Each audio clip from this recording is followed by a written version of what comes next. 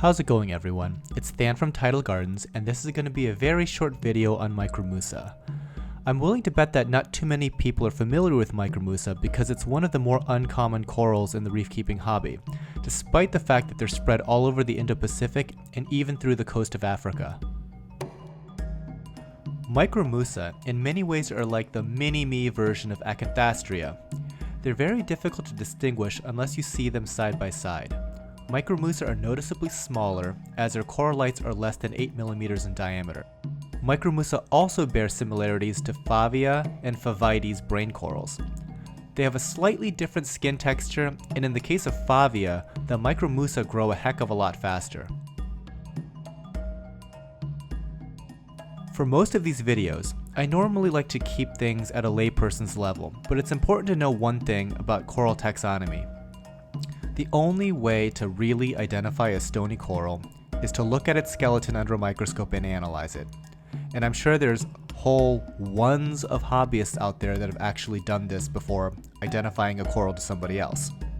For all practical purposes, knowing the exact species won't often precipitate different care requirements. So in a practical sense, it's not really that big of a deal most of the time. It's just good to keep in mind because that's how you get this mini-me Acan looking thing not being an Acan at all. In fact, it's an entirely different genus. As far as care goes, they're really not that different from either Acanthastrea or Favia. They enjoy low to medium light and low to medium flow.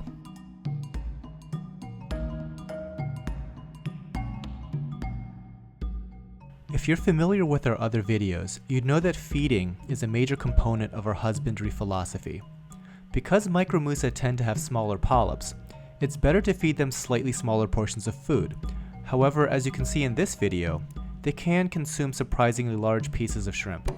Although they can eat large chunks of food over time, smaller pieces are certainly more manageable. This clip has been sped up 20x, so in real time this was close to 15 minutes before the shrimp was completely consumed. Thanks again for watching. We just got these corals in and we expect to start propagation when we get a new saw blade in. So check out our website tidalgardens.com for frags when they become available. In the meantime, happy reefing.